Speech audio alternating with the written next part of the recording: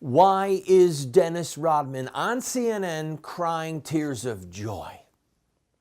Because his buddy Kim and his former boss Trump, they're like this now. We're going to talk about it, not Dennis Rodman, but the summit. I'm Randall Terry. Welcome to Voice of Resistance.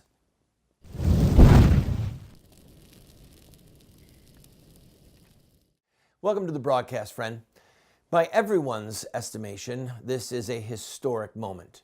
No sitting president, since the Korean War, no sitting president has ever met with a North Korean leader. Not the grandfather, not the dad, and not the son, until now. President Trump has met with the North Korean dictator. And from the footage, you can see the smiling, the handshaking, President Trump saying that he does in fact trust that Kim wants to denuclearize North Korea so that North Korea can come in out of the cold. The nation really is, in many ways, being starved to death economically because of an almost universal trade sanctions against the North. I knew I could get that out. I want to step back because you can, as you know, get a lot of the facts from other news sources. But for this moment, I want to do a reality check. The people who love President Trump are, of course, elated. But the people who hate him literally cannot bear to see him succeed. They literally cannot bear to see him succeed. But I want to focus on the issues of North Korea. Kim Jong-un is an evil man. He has had members of his own family killed. He has gulags, work camps. They commit torture. This is not a place with religious freedom. There's no freedom of the press. This man is an antichrist. All right, he is an evil man. Evil men smile. Evil men have nice haircuts. Evil men, evil women wear nice clothing. But they're still evil, and they're evil. Jesus said a tree is known by its fruit. All right? A tree is known by its fruit. You can see the fruit of what he has done. This is an evildoer. It's the hand that President Trump was dealt. We have at least 30,000 men in the demilitarized zone stationed in North Korea. If war were to break out with the North and the South in Korea, the Korean Peninsula, the loss of life would be so catastrophic, most military experts believe that it would be the largest loss of life in any single day of combat in the history of the world. The largest loss of life. It's inconceivable, the number of people that would be killed. That's the hand that President Trump is dealt. The man who's at the helm in North Korea, this brutal dictator, that's the man that President Trump has to deal with if he wants to deal with someone. So, foreign policy for the United States, ready, is in part based upon American interests. It should be, and sometimes is, also human rights. We deal with other nations regarding human rights, but the current real-world view of American foreign relations is what is in the best interest of the United States and her allies. That's it. Who has deep water ports for our ships? Who has places where we can land our planes? This is who has places where we can base our military? Who has places we can put hardened missile silos or portable launch sites for missiles? And if we went to war to defend South Korea, which we would do if they were attacked, we would have thousands and thousands of dead Americans. God knows how many hundreds of thousands or perhaps millions of Koreans from the North and the South would die. So President Trump going forward with the Rocket Man, President Trump going forward with this crazy little dictator. I mean, President Trump has said things to this nature in the past, all right? This is the hand he's dealt. And if we want to denuclearize North Korea, then we have to talk to them. It's just that simple. So will they go forward? We're going to find out. When the screws were put to Muammar Gaddafi years ago, the leader of Libya, He gave up all his aspirations for nuclear weapons, all gone. So it's possible that Kim will follow through. Now, I've got to take a break. Coming up, not in the next segment, but the one after that, I'm going to play for you the 4-minute propaganda piece that the United States put together to show Kim Jong-un when President Trump and he were meeting. It's a 4-minute video, and it's really clever. It's great propaganda, kind of a B-grade film, but it's great propaganda. I want to play that for you, but I want to continue. And the reason that this is important is because those that hate Trump are frantic to delegitimize what he's doing with Kim Jong-un. So there's two angles they're coming at. One is Trump is naive. How could you trust this man? And the other is Trump is nice to Kim, but he's picking fights with Germany and with Canada, with Trudeau and with Merkel. They just don't get it. And I'm going to talk about how really stupid they are and how un-American they are. They're stupid and they're un-American. But don't worry, they're articulate and they dress really, really nicely. Almost as nice as me.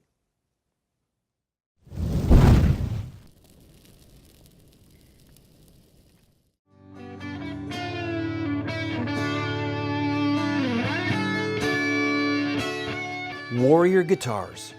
Without question, the best guitar I've ever played, heard, or seen is a Warrior. The owner of Warrior, Jay Dran, has an incredible testimony of redemption and healing. God gave him the vision to start Warrior Guitars and a passion to make the best guitars in the world. They only make about 120 guitars a year, each one by hand. Maybe one of them could be yours, or a once-in-a-lifetime gift for someone you love. The one thing that I can tell you is this is the most finely crafted guitar I have ever held. I've played a lot of guitars, I own a lot of guitars, and although the quality is exceptional on all of them, this is by far the most finely crafted instrument I own or have ever played. And I'm glad I own it. Contact my friends at Warrior Guitar. Tell them Randall Terry sent you.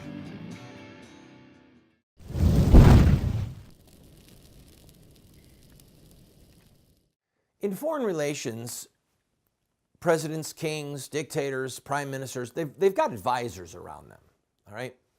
So when the leader of a nation is making a deal of any kind with another nation, there are people around him that are advising him, and oh, lo and behold, some of those people, or their friends, or their cousins, or some distant family member, they have an agenda. Maybe their agenda is a good relationship with that nation, and maybe there's a secondary agenda. They've got a lot of sugar cane there. They have a lot of cotton there. They have a lot of wheat there. They have blank. And I have contacts in this field, and we can make a lot of money. Usually, not always, but usually these deals involve enormous sums of money. So, when the rules were changed about radio and TV, it used to be that you could only own 8 FCC licenses, that an individual or a family could only own 8 licenses for broadcasting, either in television or radio, and they could not be in the same market. And the concept was, let's not allow too much power of communication to fall into the hands of just a few people. Well, now we have Clear Channel. Now we have other massive, the Salem Radio Network, the Salem Group. We have massive holdings of television and radio in the hands of a few. President Reagan oversaw that. In my opinion, he made 2 massive mistakes as president. Well, he had made 3. One of them was appointing Sandra Day O'Connor to the Supreme Court, but he helped pave the way for the FCC licenses to be held almost without limit, and he helped with free trade. Who was around him? Who was advising him? I don't know. But I know that there are a few people who have become fabulously wealthy with trade deals. So when President Nixon normalized relations with China, and when we basically on a political and on a foreign relations basis, we betrayed Taiwan, the free China as it used to be called. Well, we knew, and businessmen knew, that we were opening up the largest market in the world and the largest labor force in the world. So for economic reasons, America normalized relations with China and for military reasons. And what's been the fruit of it? Long-term fruit. They're still the largest communist nation in the world. They're one of the most oppressive and brutal governments in the world. They now have the largest standing army in the world. They have the largest economy in the world. All right, they're neck and neck with America right now. Depends on what numbers you read. They are our biggest trading partner, and with the help of Walmart and other retailers and manufacturers, they have successfully supplanted and helped undo multiple millions of good-paying American manufacturing jobs. Then the plants are shut down. They're gone. The jobs are gone. And now they're making our junk. They're making our stuff, our trinkets. They're making some of our high-end stuff, our iPhones. If you used to be able to go up and down a Walmart aisle and it would say, proudly made in America, proudly made in America, proudly made in America. Those signs are long gone. You just walk up and down the aisle in a Walmart and you look, pick any item up you want and look where it's made. China, China, China, China. Now, who benefited? Well, at one level, the American people did, because now we've got less expensive TVs and DVD players. But there were a handful of people who became fabulously wealthy because of trade deals with China. Now, President Trump is getting bad press because he's naive regarding Kim, and he is mistreating our allies at the G7 meeting that just happened up in Canada. And what President Trump basically said to them was this: I'm an American president, and I have the interests of American workers in mind. You can be worried about your workers. I'll be worried about mine. $151 billion in trade deficit from last year with America's dealings with other nations. $151 billion. These are numbers that are so astronomical, we can't think in terms. These sums of money are larger than multiple state budgets, okay? 151 billion. I remember when President Reagan was president, our whole military budget for 1 year was it was either 100 billion or 300 billion. Please forgive me, I'm usually better with numbers than that. But the point is that this is an amount of money that could fund unthinkable military acquisitions or military expenditures or housing for Americans or you name it. And that's the trade deficit that's going on with our friends. After World War II, America became the financial stabilization factor for the whole world, but they took advantage of us. And now there's a president saying, we're done with this. We're done. If you won't take our stuff, if we're buying your stuff, but if you won't take our stuff, whether it's agriculture, wheat, corn, whatever it is, then we're going to start putting tariffs on yours. We're not going to, if we don't have an equitable trade arrangement where we both benefit, sorry, folks. And this has people enraged. But who's enraged? It's not the average Joe who lost his job.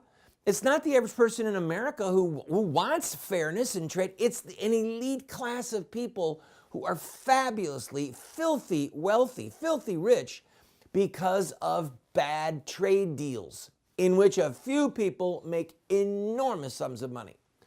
So as I watch people carp and gripe about President Trump and what he's dealing with Kim, nothing can make them happy. But at their heart, they're stupid and they're un-American. Because if they were really excited about America's interests, they would clap and say, yes, let's get nukes out of the hands of the North Koreans. They would say, yes, let's get fair trade deals so that $151 billion isn't going out of the country. But instead, they're whining. We need to have good relationships with our friends in Europe and with Canada. What, at the cost of American jobs, of American security, of American interests? This is like people who are in a dysfunctional family. These people that are stupid and foolish, the ones that I'm talking about, okay, un-American.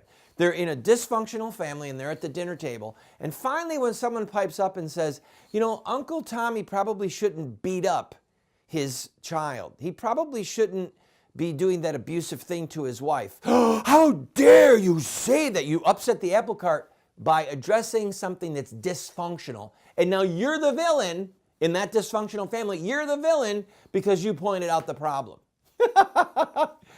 Oh, heaven help us. Everyone's got a crazy uncle in the basement. Let's just not give him the keys to the car. I'll be right back and show you that video.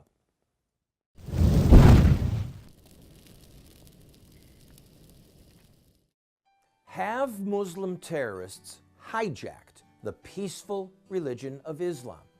Or is there more to the story? The answer lies in the life of one man, Muhammad, the founder of Islam. Muslim terrorists see themselves inside a 1,400-year-old story, a narrative that focuses on specific events in the life of Muhammad. We are going to look at Muhammad's life using their most sacred literature. We will look at Muhammad at the Battle of Badr. We'll see him deal with those who mock him. We'll see the times when he used deception. We'll witness Muhammad's anti-Semitism. And yes, we will discuss Muhammad and his teachings concerning sex, slavery, and jihad. Friend, if you want to understand Islamic terrorism, get this series today.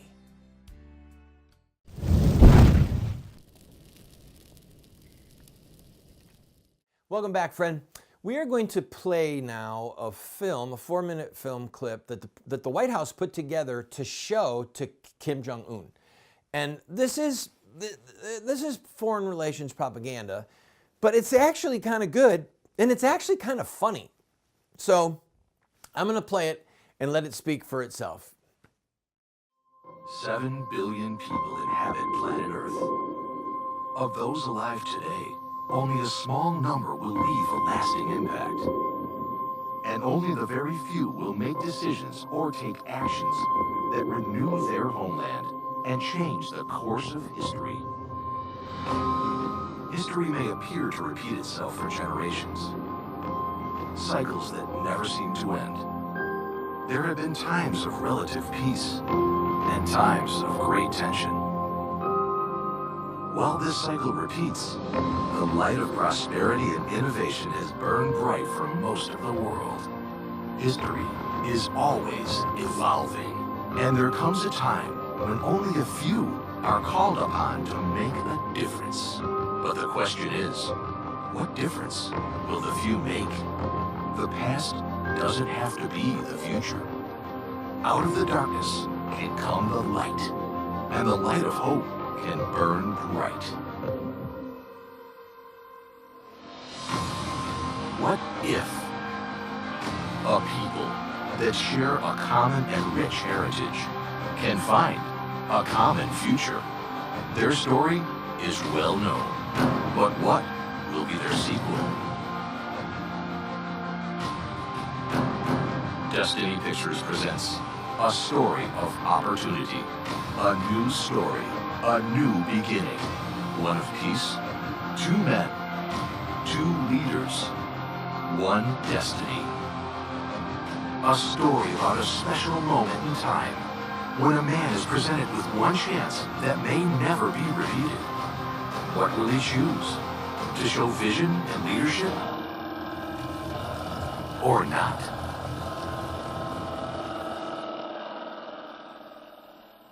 There can only be 2 results. One of moving back.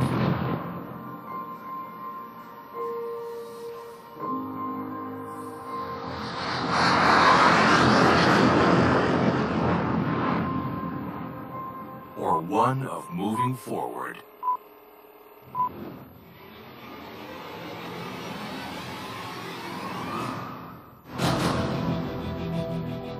A new world can begin today. One of friendship, respect, and goodwill. Be part of that world.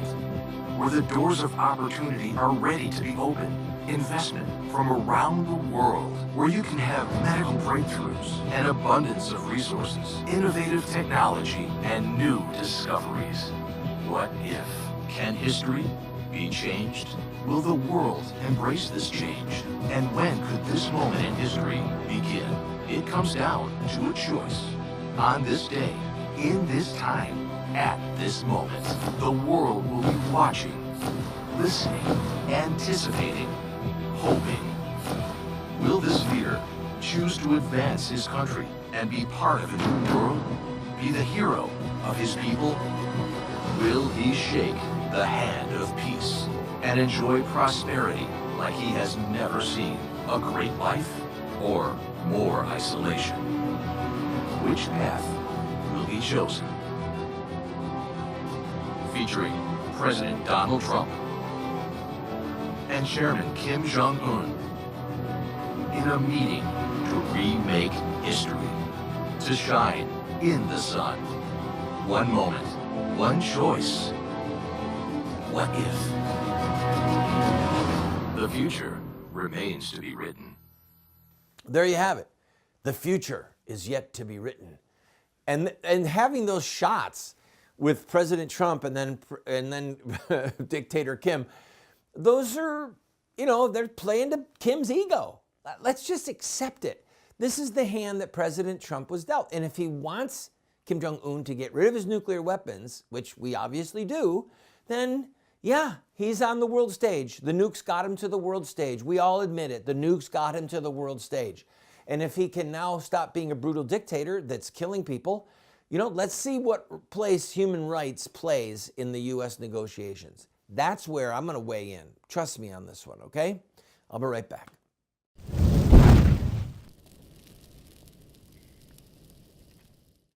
What Would Mohammed Do? Islamic Terrorism Explained is the best movie series documentary ever produced on the life of Muhammad and Islam. How do I know?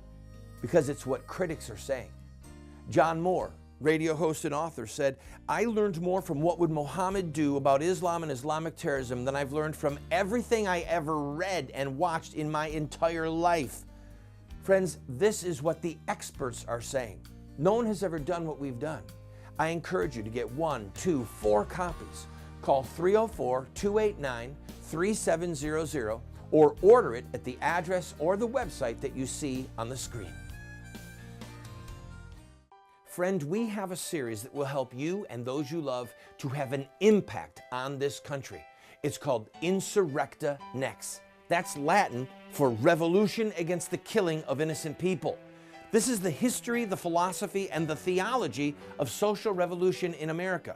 We look at the Stamp Act, the Boston Tea Party, the abolition of slavery, the abolition of child labor, women's voting rights, the civil rights movement.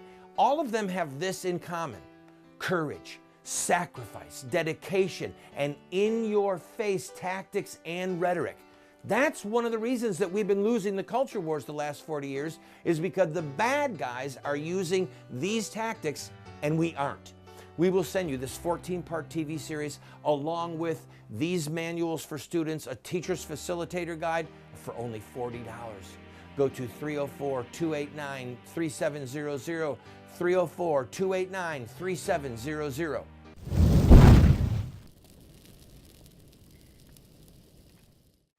Human rights, the ability to vote for your government, criticize your government, freedom of religion, preaching your religion, practicing no religion. These are fundamentals that are a part of Christendom, that are a part of the rights that God Almighty has given us, okay? I want no nukes on in North Korea. I want none. But I also want the people there to be free. So what we have to see is where that and when that comes to the table. Because at the end of the day, let's say that all the nukes are gone and he still runs a repressive regime where Christians are tortured, put in prison. Christianity is not allowed to be practiced. Then we hope and pray and maybe act someday for regime change. That's what they call it in diplomatic circles, regime change. That means you bring down a government or you bring down a law system that is oppressing people. So We've got a great president, friends. We really do. And by the way, his polling numbers are higher now than Obama's and President Reagan's at the same point in the presidency, in spite of the press trying to torment him. I got to go. See you soon.